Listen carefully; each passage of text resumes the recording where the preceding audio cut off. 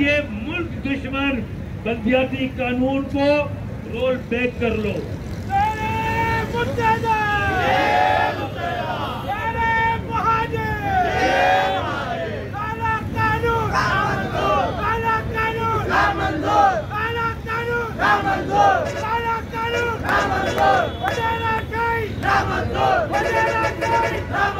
आखिर में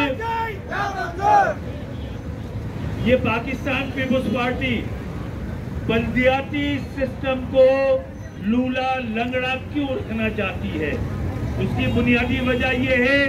कि 2010 में जब बल्दियाती इदारे तहलील हुए,